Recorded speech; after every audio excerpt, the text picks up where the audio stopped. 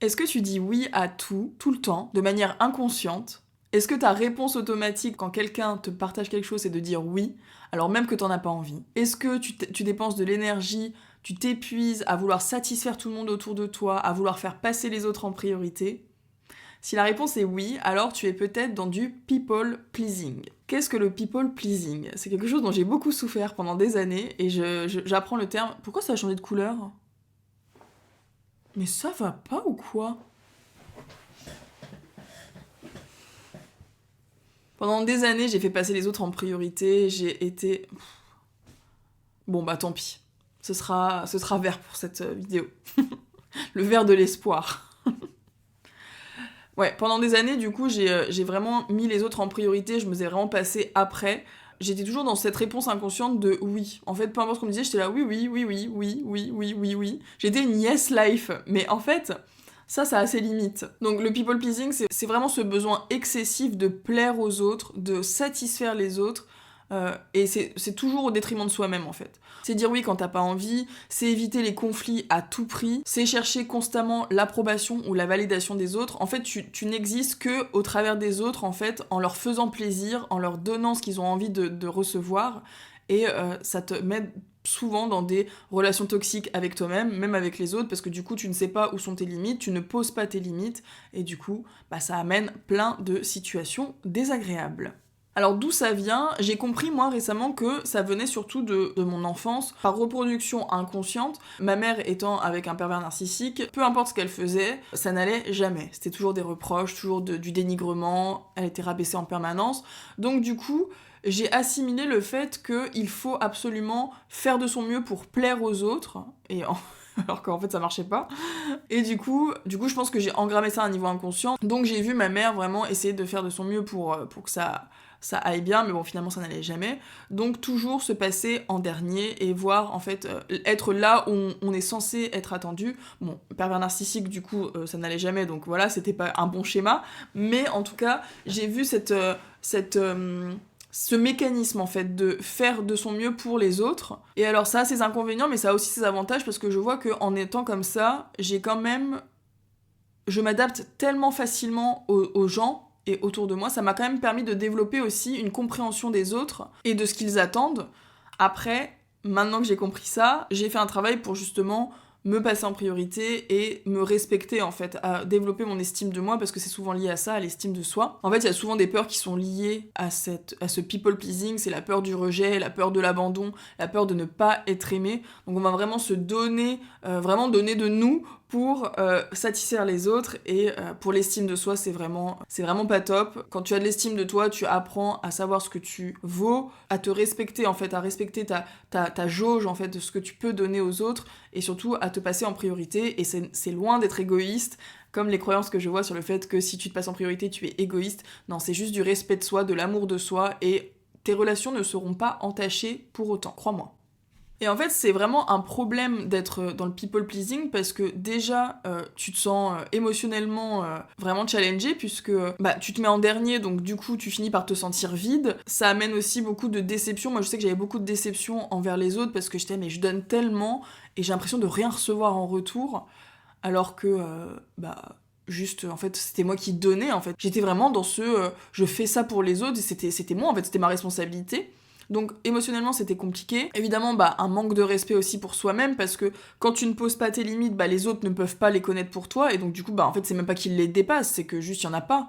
Donc du coup ils font ce qu'ils veulent avec toi et ça c'est un point commun des relations toxiques, c'est quand tu n'apprends pas à poser de limites, tu n'apprends pas à savoir où est ta limite, ce que tu veux et ce que tu ne veux pas dans ta vie et en fait tu attires des gens qui comprennent ça inconsciemment ou non et qui viennent du coup t'essorer en fait, tout simplement.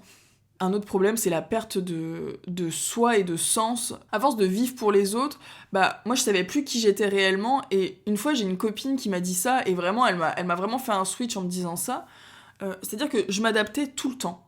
Donc du coup, mon avis changeait en permanence. Tous les jours, je changeais d'avis sur les choses. Parce que j'avais un tel qui me disait ça, donc j'étais là, ah ouais, c'est vrai. Et ensuite, le lendemain, il y avait quelqu'un qui me disait le contraire, j'étais là, ah ouais, c'est vrai. Et en fait, je m'adaptais toujours à mon environnement. Et un jour, j'ai une copine qui m'a dit, mais Manu, tu sais que tu as le droit d'être en désaccord avec quelqu'un, tu as le droit de t'exprimer et et de ne pas être d'accord. Et en gros, sois toi-même, quoi. Et ça m'a fait un switch, parce que j'étais là, mais en fait, c'est vrai, je ne sais pas qui je suis, en fait, à travers ça. Je ne sais pas...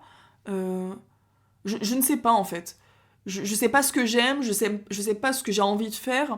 Je m'adapte tellement aux autres et je suis tellement là pour les autres et je les passe tellement en priorité que je sais pas ce que j'aime faire, je sais pas si vraiment ça me convient cette vie-là. Et je fais le parallèle avec la vie quand j'étais en études supérieures où j'étais avec mes amis que j'adore, mais c'était vraiment toujours des soirées donc avec alcool, etc. Et je me rappelle que des fois, j'avais pas envie de sortir et je me forçais à sortir. Et en fait, j'étais obligée de trouver des excuses assez valables pour ne pas sortir, pour être tranquille, en fait. Et ça, c'était très dur pour moi. Je le prenais vraiment... ça devenait... c'était une source de stress pour moi. J'étais là, oh là là, mais comment je vais leur annoncer que je suis malade et que du coup, je ne peux pas sortir je vais devoir me justifier. Parce que forcément, quand tu habitues les gens à être toujours dans le oui, bah, à partir du moment où tu dis non, t'as une résonance qui est différente. Ils sont là, mais qu'est-ce qui se passe? Pourquoi tu dis non? Et t'es obligé de te justifier. Et en fait, ça demande un gros travail d'affirmation de soi, de poser ses limites, de les dire, de les exprimer, de les poser et de les faire respecter. Et tout se passe bien. En général, il faut juste faire un peu de répétition, d'éducation, etc. Mais en général, ça se passe bien. Mais ça, c'est un travail à faire sur soi. C'est pas les autres qui doivent changer, c'est toi qui dois t'affirmer, montrer que t'es statique dans ta position et que c'est pas grave en fait, que en fait tu poses une limite et que c'est peut-être nouveau, c'est nouveau pour toi, c'est nouveau pour les autres, mais c'est comme ça. Et en fait les personnes en général autour de toi au début vont être challengées, mais moi je sais que j'ai pas perdu des amis mais je n'ai pas perdu d'amis en agissant comme ça. Au contraire, et ça m'a même renforcé mes relations parce que du coup, je me sens beaucoup mieux avec moi-même, beaucoup mieux dans ma manière de m'exprimer. Et je pense que les autres le ressentent aussi. Et j'ai vraiment toujours les mêmes amitiés et ça se passe très bien. Et je trouve que c'est même plus qualitatif qu'avant. Donc, comment changer ça? Par quoi commencer pour changer ce people pleasing qui te bouffe? Déjà, c'est de prendre conscience que changer tes croyances sur le fait que si tu fais passer les autres après toi, tu es égoïste. Ça, c'est totalement faux. En tout cas, dans mes croyances, c'est faux. Aussi, le fait que... Ça, j'avais déjà entendu ça et je trouve ça très intéressant. Le fait de dire que être égoïste, c'est négatif. En fait, ça veut dire quoi, égoïste? Voilà, être égoïste, c'est attachement excessif porté à soi-même et à ses intérêts au mépris des intérêts des autres. Moi, j'aime bien le côté excessif. En réalité, c'est sûr qu'une personne qui ne prend jamais en compte la vie des autres et qui vraiment n'est pas dans cette collaboration... Je vais donner un exemple concret. Mes amis m'invitent à sortir. J'ai pas envie de sortir. Ce qui serait égoïste, c'est d'en avoir rien à faire de leurs avis et de refuser toujours les sorties et de jamais proposer en retour une autre sortie ou une autre activité ou un moment ensemble. Ça, ce serait égoïste, parce qu'en gros, là, je suivrais que mon avis en mode, bah non, j'ai pas envie et j'en ai rien à faire de toi. Par contre, dans la manière d'exprimer les choses, si je dis, écoute, merci pour ta proposition, là, j'ai pas envie de sortir ce soir, j'ai autre chose à faire, par contre, on peut se voir demain pour faire telle ou telle activité, bah là, du coup, tu prends en compte l'intérêt de l'autre, le ressenti de l'autre, et tu l'intègres aussi dans la situation, en fait. T'es pas juste en mode, non, je te rejette, t'es en mode, non, pas ce soir, par contre, on peut trouver autre chose ensemble plus tard. Et après, tu discutes et t'échanges. Je pense que ça, c'est toute la différence, c'est dans ta manière de communiquer. Donc, première chose, remplace tes croyances de « si je me fais passer en priorité, je suis égoïste ». Deuxième chose, apprends à poser tes limites. Qu'est-ce que tu as envie? Qu'est-ce que tu veux réellement? Ça, c'est un travail, c'est juste de te poser la question. Qu'est-ce que je veux réellement dans cette situation? Qu'est-ce que je veux? De quoi j'ai besoin? Peut-être que si t'as pas l'habitude de le faire, et ça, c'est un travail qui est assez difficile, au début, quand tu commences, c'est que t'as pas l'habitude de te poser ce genre de questions. Donc t'as pas forcément les réponses. Tu dis, mais je sais pas ce que je veux, je sais pas qui je suis, en fait, je sais pas ce que j'aime réellement. Pose-toi la question régulièrement. Et tu vas voir que, au fur et à mesure, en intégrant cette question dans ton quotidien, tu vas voir que ça va devenir de plus en plus naturel et tu vas de plus en plus trouver les réponses. Troisième chose que tu peux faire, c'est évidemment de développer ton estime de soi et ta confiance en toi. Ça peut passer par plein de choses, des petits objectifs que tu vas te fixer au quotidien et que tu vas remplir pour développer ta confiance en toi.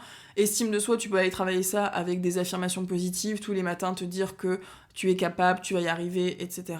Ça paraît con comme ça, bisounours, mais je peux t'assurer que ça fait vraiment la différence. Si ton discours interne, il est négatif sur toi, tu vas avoir une réalité négative autour de toi et une vision de toi négative. Par contre, si tu commences à développer de l'amour de toi, te parler en bien, te parler comme si tu parlais à un ami, et que tu développes vraiment ces pensées positives et cette collaboration avec toi-même, ça fait vraiment une différence. Si tu veux aller plus vite, évidemment, en coaching, si tu ne le sais pas, je suis certifiée en hypnose, en PNL, et j'accompagne mes clients dans ces objectifs-là.